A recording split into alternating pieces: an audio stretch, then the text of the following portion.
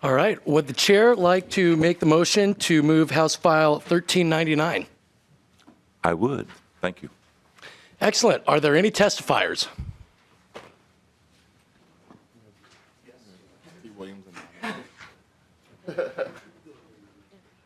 Mr. Chair, could we do the amendment before we go to testifiers? Let's move the amendment before we. All right. Representative O'Neill moves the amendment. Any discussion? Representative O'Neill moves the A1 amendment. Is there any discussion? My amendment? Would you like to say a few words about the amendment, Representative O'Neill? Representative O'Neill. Thank you, Mr. Chair. So it is just including the Senate and House committee chair minority leads and majority leads so that the legislature is informed of the report as well. That's what the amendment does. Is the author in favor of the bill The officer. or the amendment? Yeah, he likes the bill and will happily take the amendment. All right. So we'll now vote on the amendment.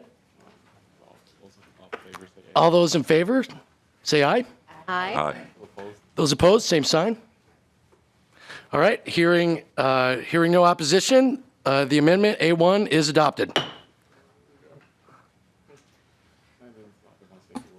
All right. Chair Considine. Thank you, Mr. Chair. I believe at this point, everybody on the committee is now a co-author on this.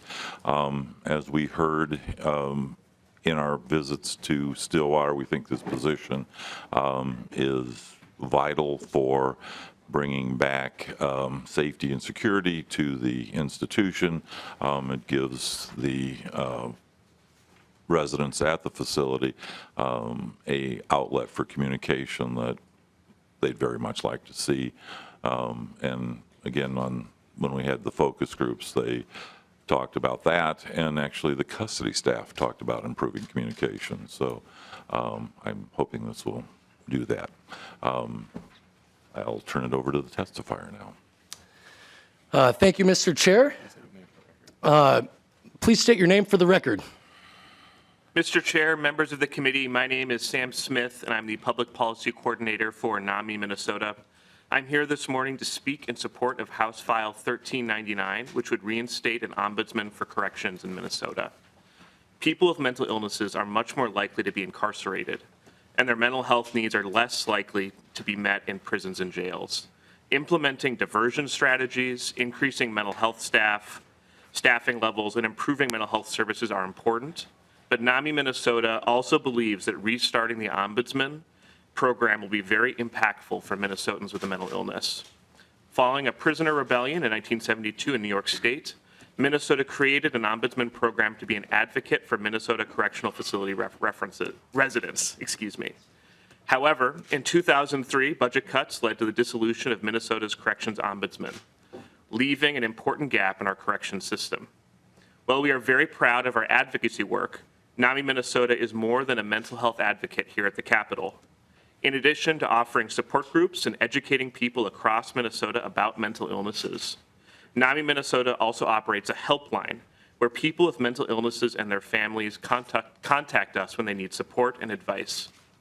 In many cases, we hear from families whose loved ones are in jail or prison and are facing challenges navigating the criminal justice system. These stories are heartbreaking, and despite our best efforts, there's often very little that we can do to help these people. I have received numerous letters from correctional facility residents who believe their rights are being violated. This often includes challenges they face receiving appropriate mental health care and especially the right medications. Families have called us about their loved one in segregation and the impact on their mental health. We do our best to register these complaints with the appropriate staff at the Department of Corrections, but we do not have the authority to investigate. An ombudsman would fill this gap and be able to investigate concerns and take action. People with mental illnesses can be vulnerable in these settings, and it's important to have a third party involved. Recently, a mom contacted us. Her son was in jail for a nonviolent crime and he lives with a mental illness. She had talked to him on the phone and was very worried that he was suicidal. She tried to call the jail to raise her concerns, but couldn't get through to anyone. Luckily for her, my boss, Sue Aberholden, knew the jail administrator and called him. He did check on her son, and he was actively suicidal. That call could have saved his life. But we can't rely on Sue. We need an office to refer people to someone and who can investigate these people's concerns. In a different county or with a less receptive jail administrator, this story could have been very different. That's why we need an ombudsman for the jail system as well as corrections. NAMI Minnesota strongly supports House File 1399 and urges your support to make sure that Minnesotans residing in a jail or prison have someone to go to with concerns and questions about their treatment and someone who can investigate these concerns. Thank you for your time, and I'm happy to answer any questions. Thank you, Mr. Smith, for your testimony and for sharing your perspective with the committee. Members, are there any questions? Representative O'Neill. Thank you, Mr. Chair. So as we're reestablishing the ombudsman, can you explain if there's any differences between this ombudsman, and any other ombudsman that is in the state of Minnesota? And if so, why? And then the second question I have is, does the ombudsman have, for the corrections, does it have the power to subpoena non-public documents from the BCA or from DHS? That's a great question. We're Mr. actually Smith. lucky enough to have a former corrections ombudsman who will be testifying as well, who could probably speak to those concerns more precisely than me.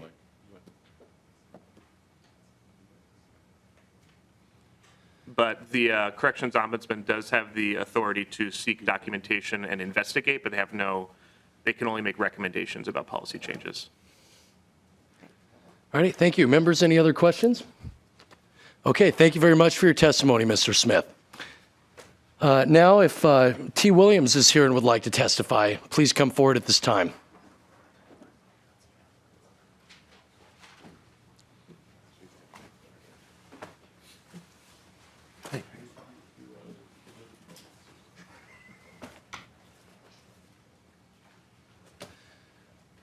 Please state your name for the record.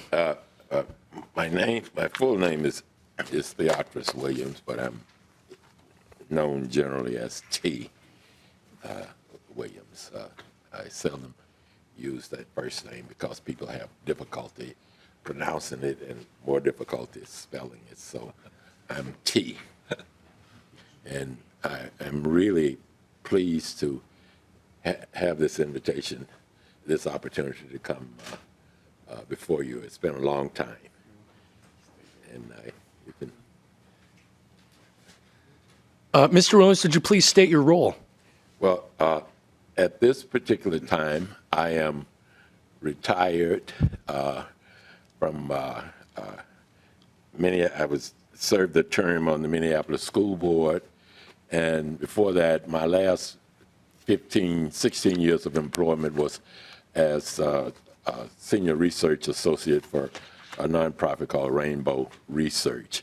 For the past 5 or 6 years, I've been spending much of my time doing oral history research, looking at my focus was on Minnesota Ombudsman for Corrections and the Minneapolis Urban Coalition. I played a critical role in both of those institutions, and what I've been doing is trying to capture as much historical information from as I possibly could, including interviewing some of the people who were critical players in that process.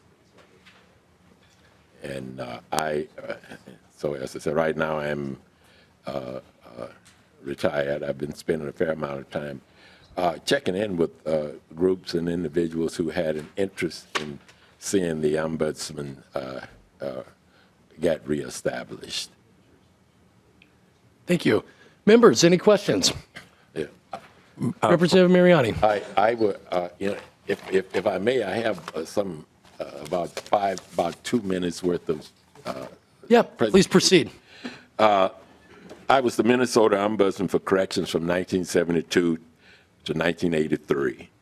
I was appointed by Governor Wendell Anderson to fill that office, the first of its kind in North America. My testimony will relate to my experience during my tenure in office, which I hope will be beneficial to you as much as you consider this legislation.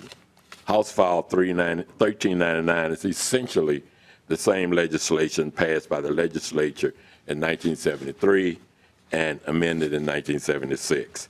The Minnesota office was operational between July 1972 and January 2003. I believe it was most successful. The office operated with a full-time staff of 8 people and at least 1 intern throughout most of my tenure. The Minnesota program was the first of its kind in the country. Therefore, we didn't have anyone else to consult. Every time we acted on an issue, we set a precedent. It was obvious to me that we had to approach the situation with maximum flexibility. I recognized that there was not much I could do to change anything in the correction system without cooperation of the staff, administration, and inmates in the institutions. I needed the confidence of each group if any grievances were to be successfully resolved. In reestablishing the Ombudsman, the state can draw upon 30 years of historical experience of the program. My first task in starting the program in 1972 was to build trust, establish credibility with the key stakeholder groups in the correction system. First task now will be to reestablish trust, credibility with those groups. Do that by being open and establishing appropriate lines of communication throughout the system. Do not make unrealistic promises. Commit to functioning with a low profile. Challenge the system and the individuals in it as often as necessary, but don't use the media to resolve conflict. Avoid creating situations from which all cannot gracefully retreat. A key factor in reestablishing the office will be staffing. All of the staff in our office at that time served in the unclassified service, except the secretaries, and served at the pleasure of the Ombudsman. This gave the Ombudsman maximum flexibility in selecting staff, and it allowed for a high degree of accountability. We had a tough beginning. It took all of my efforts to survive. It was not uncommon to have heated conflict with prison warden at Stillwater. Each one of us each one of us were trying to prove we had the authority we had. I soon realized that I needed to find a way through the conflict or the program wouldn't survive. I reached out to the warden, and we both decided that we could benefit from one another if we were focused on mutual beneficial outcomes. Those conflicts were essential. They allowed for the highest level of honesty and integrity to emerge on both sides. I believe an asset I took into the job that served me well was that I did not have a background in corrections or worked in the Minnesota correctional system. I had no preconceived notions about Minnesota's correction system. I had no access to grind. I had no personal or professional relationships in the system to protect.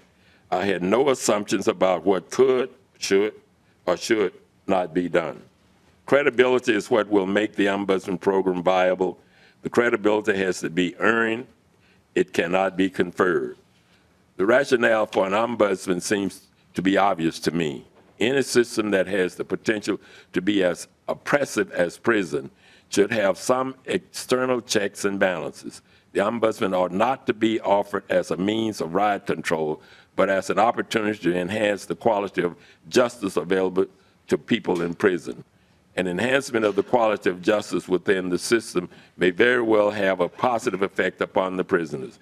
They know that if they are dissatisfied with the internal grievance process, they may appeal to an external source independent of the correction system. It is important that the Ombudsman is independent of the correction system. The Ombudsman is not an advocate. The Ombudsman is accessible to the staff as well as the prisoners.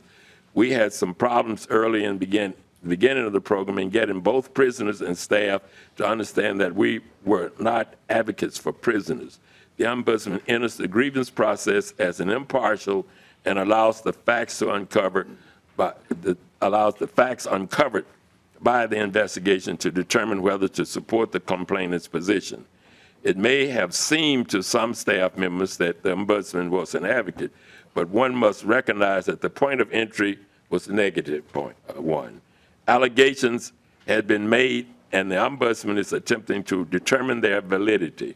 Once validity is established, the Ombudsman is in a position to advocate for resolution. The Ombudsman will not resolve all of the conflicts in the prison system. I'm not sure that anything will as long as the people who fill our prisons bring their conflicts with them.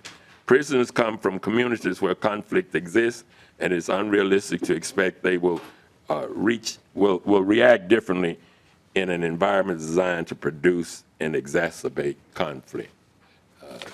I would be glad to take any of your questions. Chair Considine. Thank you. I just want to say I don't think I've ever heard a better definition of an ombudsman. That was really great. And if I may, Mr. Chair, Representative O'Neill, has your question been answered? Representative O'Neill. Thank you, Mr. Chair. I just wanted to know if this ombudsman position is any different than any other ombudsman we have in the state of Minnesota, and if so, why?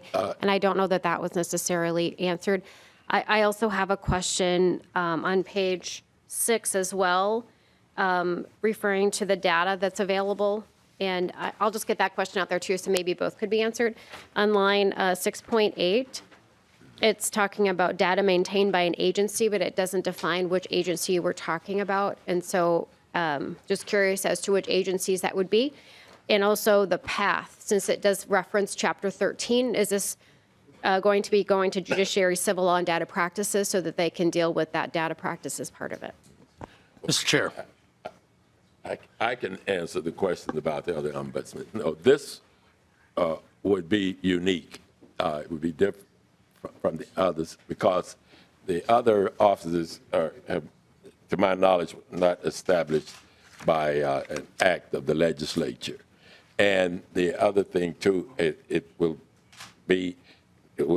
not be lodged in the Department of Corrections. Will be separate and apart from corrections, independent of corrections, and there will be no review of its authority or actions by corrections. Thank you. Any follow-up, Representative O'Neill? Thank you, Mr. Chair. Just the question about the path, is this going to be going to civil law and data practices, since it does reference the Data Practices Act, Chapter 13 on page 6, lines 6.6 through 6.10.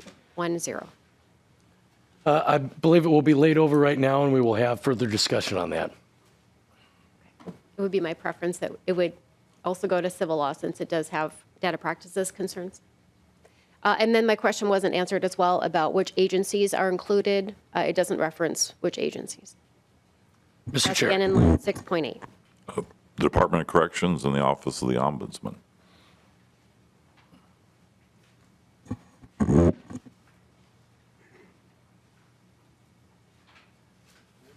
Okay.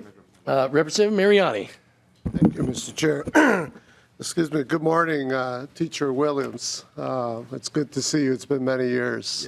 I've had the privilege to interact with you over the years, but it's been a while.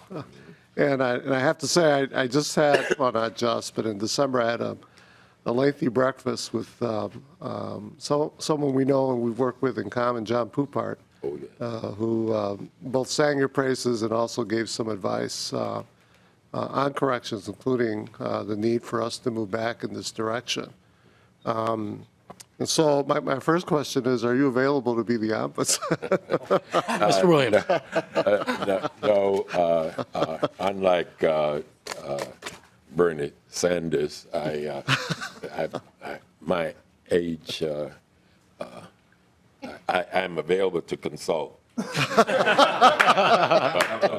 but not take on the task. I think that if I may say a little bit about that, that's going to be a critical, if this legislation is passed, the next big challenge is selecting the right person.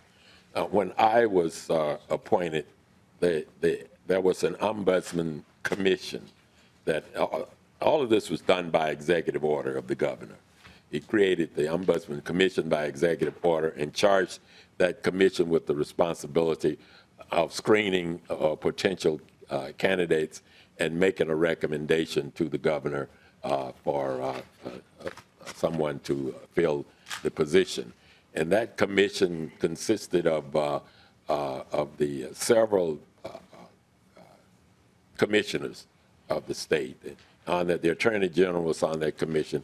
The Commissioner of Corrections was there. Human Services Commissioner was there, and there were several others, plus a representative or so from outside of the state system, and they screened candidates and then made recommendations to the governor. And my name was sent to the governor. I was interviewed then by the governor's staff and the governor, and was named to be the first ombudsman. Mr. Representative Mariani. Mr. Chair, that triggers another question for me, but let me ask my first question then.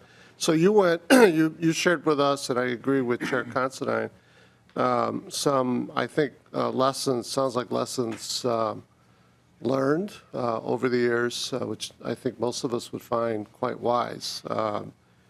Things like, not using the media, being resolution objective fact finder, focused on resolution, understanding that not all things are going to be resolved, and then being real wide-eyed about working in an environment where there are a lot of things that come in through the door that are really outside of the immediate impact of our correction system. But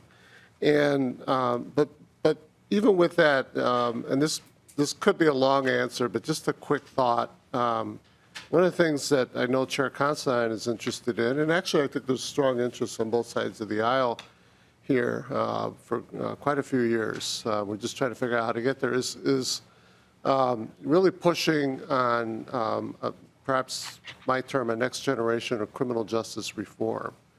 And so obviously there's an overlap with what happens in corrections relative to that kind of a goal.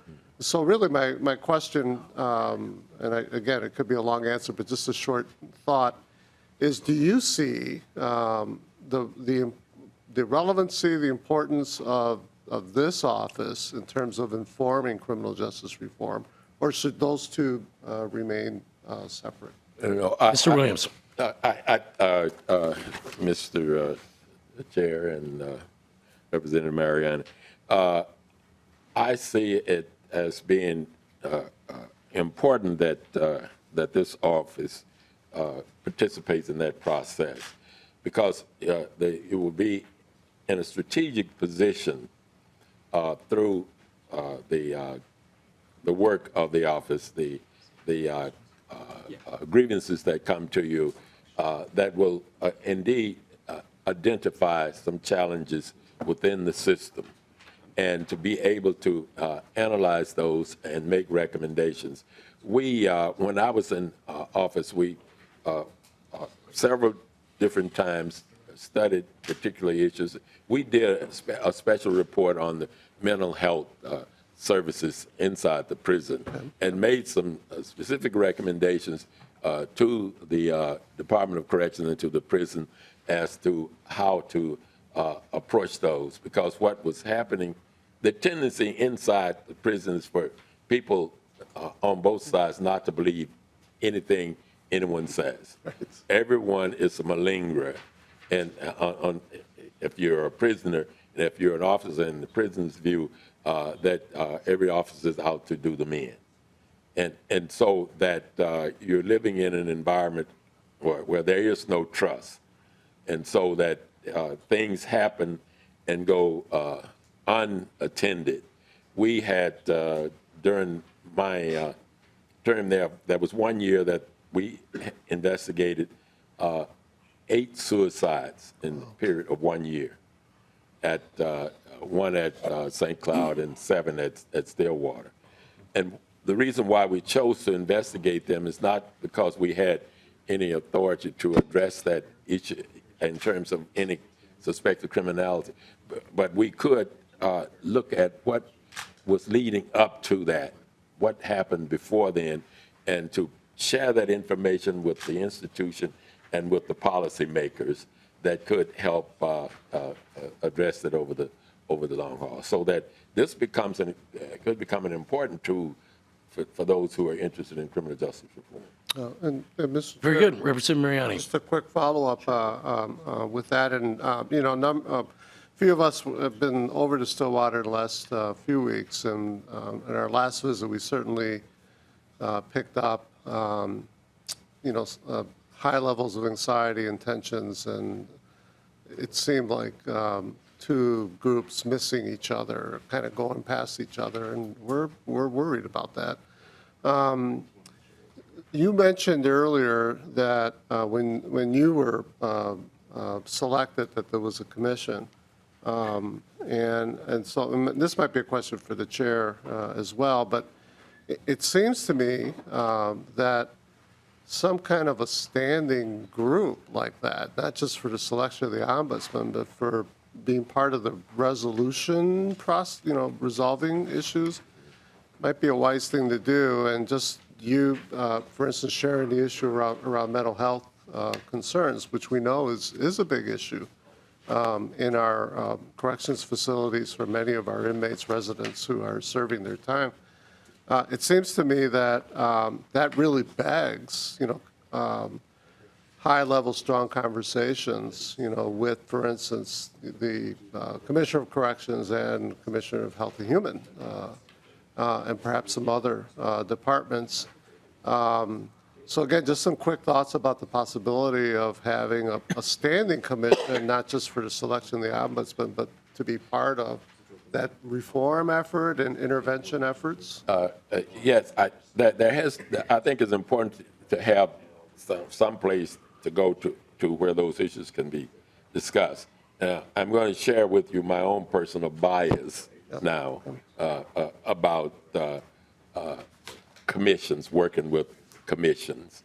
And there has to be clarity about what the role of that body would be. And it cannot be have any operational responsibilities, because all of that has to be lodged within the office itself, so that it could be a place where the ombudsman could go to share issues and concerns, policy issues and concerns, to give added force to the recommendations. But part of my experience has been that unless you have the right person in the office and working with the commissions, that it can morph into something where there's some kind of struggle for who's in charge. Now, what happened when we were in office, because all of this was so new at the time, I had a great deal more latitude than I think someone coming in now would have, because there was no one knew what was supposed to be done. So that was a good thing for me, because you couldn't say that it's not supposed to be done that way, because you can point to some other place where it's being done differently. But we had great relationships with the legislature, in the House and the Senate, and that we were invited to give reports to the appropriate committees. When we did our special investigation on the mental health issues at the prison, we reported to the legislature on that. Now, that could create, again, another problem, because what you're talking about is you're challenging the Department of Corrections. Sure. And, they aren't going to be excited about having someone tell them that they are doing some things wrong. So that there has to be that relationship of credibility and trust that is built between the ombudsman and the corrections itself. And that takes time. When that is there, we were at a point where the Commission of Corrections and some of his top officials at the time would make referrals to the ombudsman, because they knew that they could get the situation examined without, getting too many other partial issues, tied into it. Mr. Chair, I just simply Representative. want to thank Mr. Williams for, teacher Williams, for your public service to the state of Minnesota and over the years. And then I also want to thank you for your availability as a consultant at this point in terms of your service to the state of Minnesota. Thank you much. Yeah. Really appreciate your work.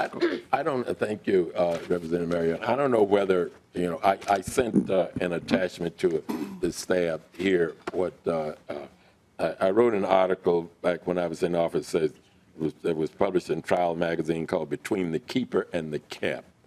Yeah, I'm going to leave this here, and I think that if you make copies of it, each of you, if you're interested in getting an understanding of how the office was working at that time and some of the issues that were being addressed and the value of credibility being established, your trust, because, and the final thing I want to say that when I first came on, and I went to Stillwater, Bruce McManus was the warden, and he wanted to establish that he was the warden, he controlled the prison.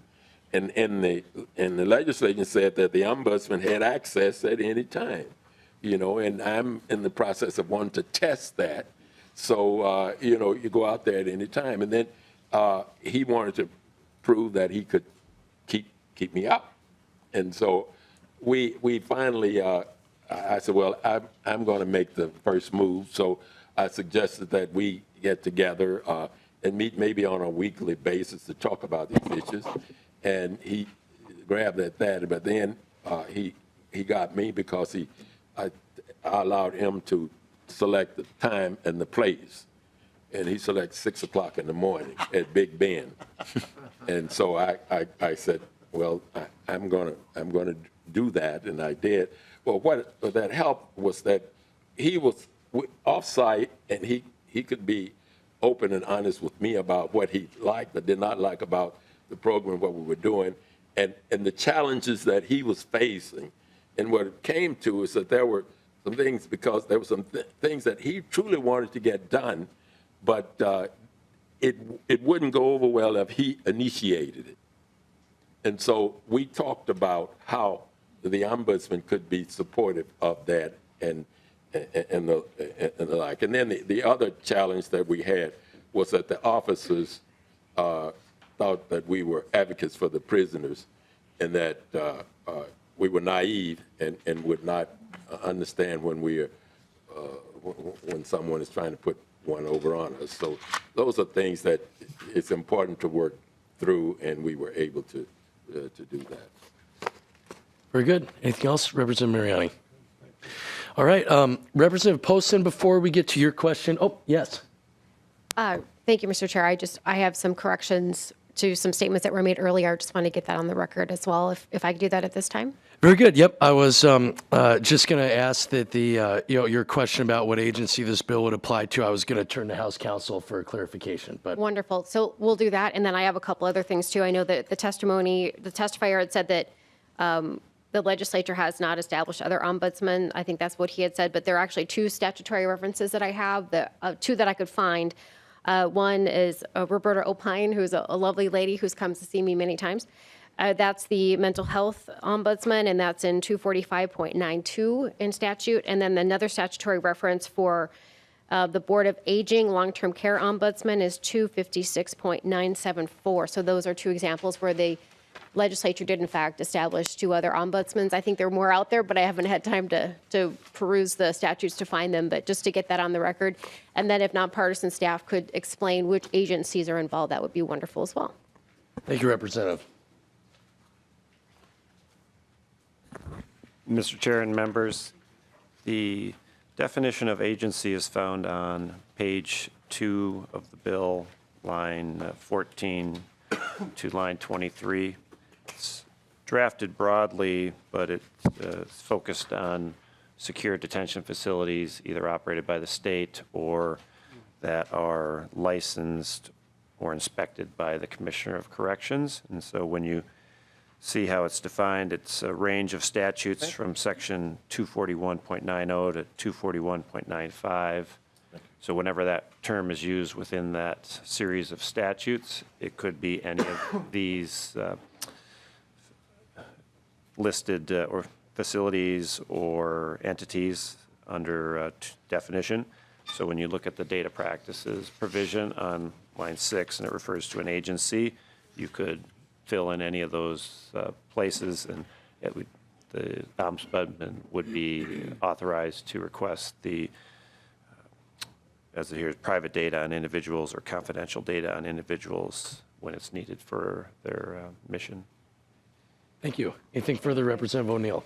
I do actually, in the same line of thought, is the subpoena power. Maybe we should talk just a bit about the Ombudsman and his subpoena power and how far-reaching that is, and if there's any consequences if someone is not, doesn't comply to the subpoena. In statute, we deal with things a little differently depending on who has the subpoena power. So I'm just curious as to how far-reaching is the subpoena power, and are there any ramifications for that person if they do not comply? Could House Counsel please speak to this? Mr. Chair and members, that language is on page 3, line 28, which is clause 8 of the enumerated powers of the Ombudsman. And it is far-reaching in they can issue the subpoena to, but there is a clause at the end of that on lines 30 to 32 that provide protections to those who have concerns. They could go to a court and object to the subpoena and invoke their rights to not incriminate themselves and other constitutional rights that they may have. Representative O'Neill. Thank you. Thank you. That's all I have for right now, and I do have a follow-up at the end. Okay, very good. Mr. Chair, Mr. Williams. May I comment on that? The issue around subpoena power, we had that there, and my take on it when I was in office, it was something that we never used it. I thought it was important to have it there, because when you get to the point of having to use it, you're really challenged, and you've gone through everything, and there probably aren't many other alternatives. We held 3 or 4 formal hearings, and we invited people to participate at the hearing. We did not issue a subpoena. They were aware that it could be subpoenaed, but I thought that it would be more effective for us to invite them, because I didn't want to create this, didn't want to make this a legal proceeding. That is the other challenge that is in this office, is that because some of the prisoners that approached us wanted us to pursue a legal strategy for remedying their situation. We had to disavow them of that immediately. And it was also among the reasons why I tended to stay clear of hiring attorneys to work for me. We did have law students as interns, but had to tell them they were not there to practice law, because that's when you tend to get into trouble. Thank you, Mr. Chair. Thank you. I think we really would like to have you as a consultant, because I think the guidelines that you are outlining really make a lot of sense. But if the power to subpoena is there, Representative O'Neill's concerns are something that we need to address before we go forward. Mr. Chair. Mr. Chair. Yes, Representative. Thank you, Mr. Chair. I appreciate that, Representative Considine, Chair Considine. I mostly wanted to know how far-reaching they were, and it literally says they have the subpoena power to subpoena any person, which is fine. But I think it's good to know and get it on the record, because subpoena power, we have subpoena power. The legislature has subpoena power, but it depends on the follow-up. So if someone doesn't comply, then there's different levels after that of what happens after. And I was more curious about that, as in, do they have the power of the court to actually enforce the subpoena? And there's different levels of that. So that was more so the question of not necessarily who they could subpoena, because it's very clear in the bill, but what happens after if they do not comply. So do they have the full force of the court or not, or somewhere in between? Or so that was really, I'd like that question answered if someone could answer that.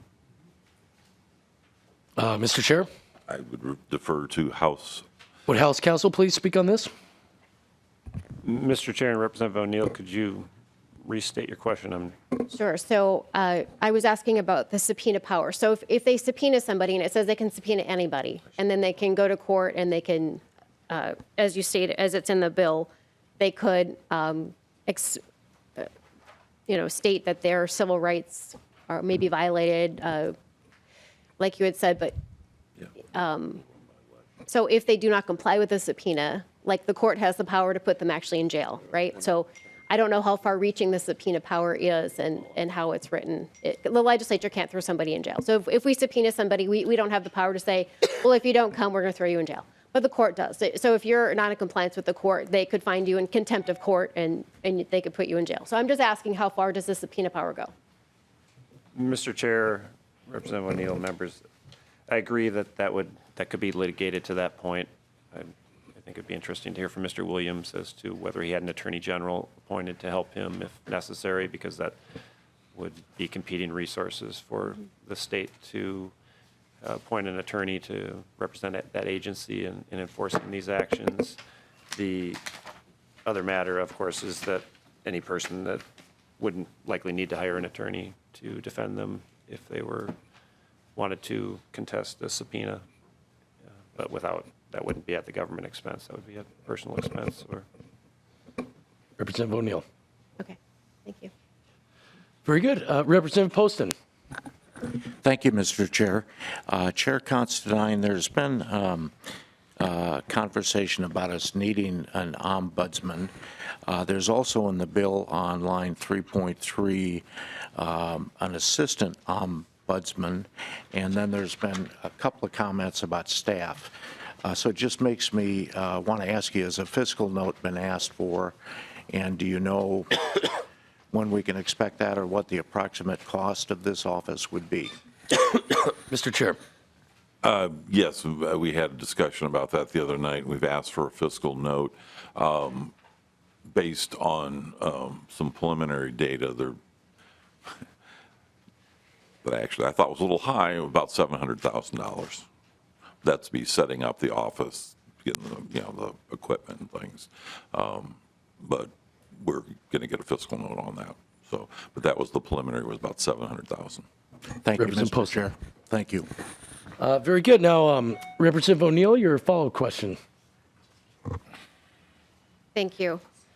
Yeah, I was going to ask the author something similar as to how you envision the ombudsman office to be and how many staff and sort of the cost behind that. And you sort of alluded to that, but it does talk about, like Representative Poston said, the assistant ombudsman and some staff. And just wondering the chair's idea of how big you think this office will need to be effective. Mr. Chair. Thank you, Mr. Chair. Again, I would say that we're going to look at what we historically had and try to set it up along those lines. Right now, again, the bill's going to be laid over, and there are a couple of things that, frankly, I want to get qualified to talk to Chair Lesh about your concerns there, and your questions on the subpoena, I think, are critical to be resolved before we move on. Again, I do like Mr. Williams' answer to that. I would hope that further ombudsman would follow his lead. But if we're granting the power for subpoenas, we need to clarify that and make sure that we have that ironed out, because if they have that, I thought he fell. If they have that power, we need to make sure that we got it cleared up. Representative O'Neill. Thank you, Mr. Chair. Thank you, Chair Considine. And, just something to keep in mind is when we had the ombudsman before, we had considerably less folks incarcerated. So that's why I was asking the question, is because we now have a much larger scale. We have 10,000 at any given moment that are incarcerated. And I'm not sure if this goes beyond just the Department of Corrections within our facilities, or if it extends farther than that. When you look at agencies, it could be much further reaching than just the 10,000 that are incarcerated. So I was just curious as to the scope and if that thought process had come through yet, and something that we can just sort of discuss as a committee, how big we think the ombudsman office would need to be, which is, again, kind of why I asked the questions about where their jurisdiction starts and ends. So we know how large and how many folks. So from my reading, it's much more, I think, than just the 10,000 incarcerated, but it's halfway houses and any folks that are underneath the purview of the Department of Corrections is how I read it. But yeah, okay, so that's, and if you look at probation's parole, conditional release, and incarcerated, that's 120,000 or so. Goodness. So That is quite a bit. Mr. Chair. Thank you.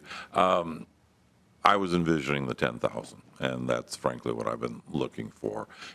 As we go forward again, I think maybe if we need to address that, and it may be, maybe I'm incorrect on that 700,000. Maybe that we will never need every bit of that.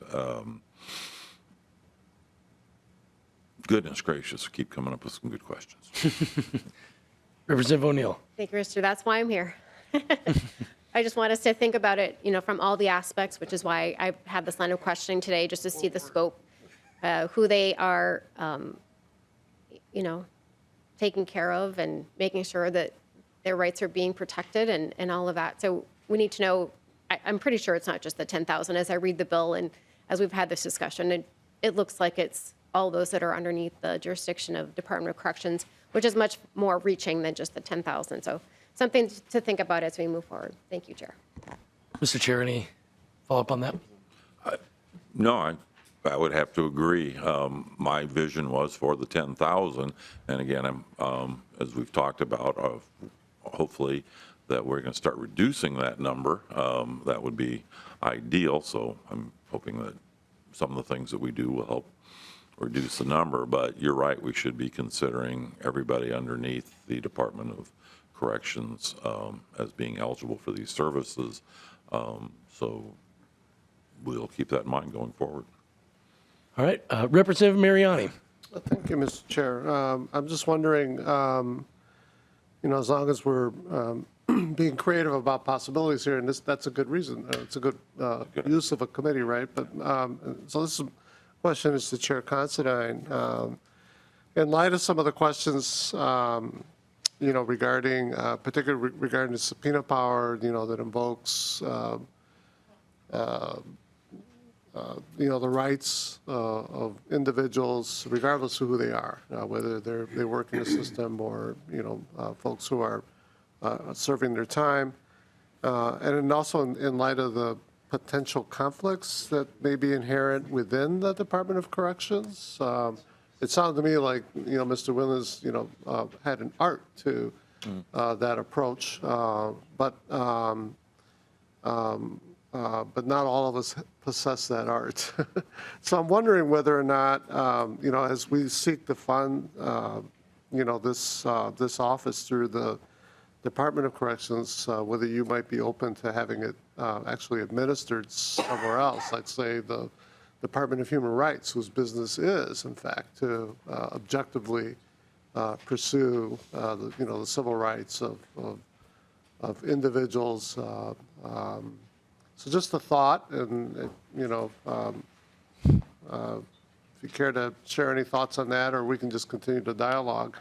But again, the idea is, as opposed to having it totally administered within the Department of Corrections, perhaps have the Department of Human Rights administer it.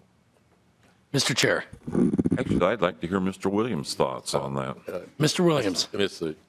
Chair, Representative Mariani, the ombudsman, as I understand it, would not be administered within the Department of Corrections anyway. Essentially what you will be creating is a separate department in the executive branch as it is. It could, another option that you have as it exists in some other places, it could be in the legislative branch, so that the report would be to a committee in the legislature. And so that just as the executive branch reports to you, this office could report to you. But in the executive branch, it's the report is to the governor, and so that the office would have the same relationship with the governor as, say, the Department of Human Rights or Human Services, and that because if you put it in any other department where the resources are coming to it through that department, then it does not have the level of independence that is needed, because if there's conflict between the department and the ombudsman, the one that controls the purse strings also controls the outcome of the process. So that what this would, as I read the legislation and as it was set up before, it was a separate agency, and it reported to the governor, and it had a relationship, a very close relationship to Department of Corrections, and the hearings came through the same committees that the Department of Corrections had to go to. Representative. Mr. Chair, and I do appreciate, that those thoughts and advice, and I think you've articulated strongly, the principles of, our principle of an independent, fact finder and conflict resolution agent. However, particularly in light of the question around fiscal notes, one way, Chair Considine, to think about the fiscal note issue might be, in fact, something that doesn't look to establish a whole new office, if you will, really focusing on the function of it, designing the independence, dynamics, and then allow for the administration of that office to lie within an existing entity. And my thought around the Human Rights Department is because precisely to minimize, the conflict that may arise within the Department of Corrections, and clearly human rights, a entity that reports directly to the governor and through their commissioner, and one whose duty is to objectively advocate for the rights of all individuals that might be involved in any pursuit of the ombudsperson. But just a thought. I would certainly love to continue to have this conversation with you. Mr. Chair. Thank you. Well, there's actually an office of the Ombudsman, and I would think that they would fall in. What I did hear from Mr. Williams, and I believe early on and heard again, is it's vital to maintain that independence. And I would be concerned about compromising that right now.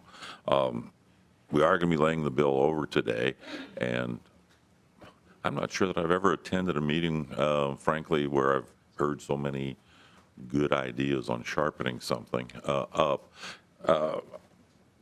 Let's move the, I'm going to amend it to my motion to move it to data privacy practices. I'm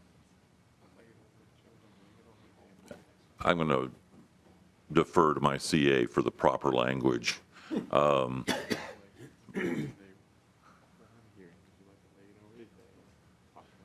But this has been a really helpful discussion. I think we've come up with some really good ideas. All right. Mr. Chair, before you Yes, make a Representative. motion. Thank you.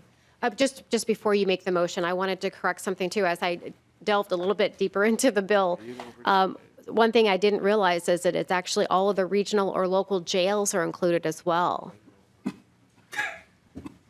It's getting big. It's getting bigger and bigger. And lockups and workhouses and work farms and detention and treatment facilities and juvenile treatment facilities. And it's very, very expansive. So I'm not sure if that was your intent. I'm not sure. There were two bills initially, and I accepted the language that came over. Sure. So, yeah, we got a number of things to work out here. So if the chair would restate the motion. All right, well, what I'm hearing is that we should lay this bill over and work on amending it and then pass it out next week. Do a lot of work in between. So moved. All right. All right, so with that, the chair is laying the bill over. Members, are there any further questions or comments? I would, Representative. thank you, Mr. Chair. Thank you for looking into that, for laying the bill over and to tightening it up, because I think that the language is a little different than your initial intent. So I appreciate the fact that you'll come back and tighten it up. And it's one thing to say the ombudsman for those that are incarcerated, in our 11 prisons, is something wholeheartedly different to say everything that's in this bill, which is pretty expansive. I don't even know the number off the top of my head, so I don't even know how many are incarcerated in all of our local jails and treatment homes and. So I don't even know where that would land us, but much more than 120,000 folks. So I appreciate that you would lay this over. Thank you. Thank you, Representative O'Neill. Mr. Chair. Thank you, actually, for pointing these out. We don't want to go forward with a bill that has a lot of holes in it, so I appreciate the discussion we've had today and getting it right. Very good. Members, any further questions or comments? Hearing none, this meeting is adjourned.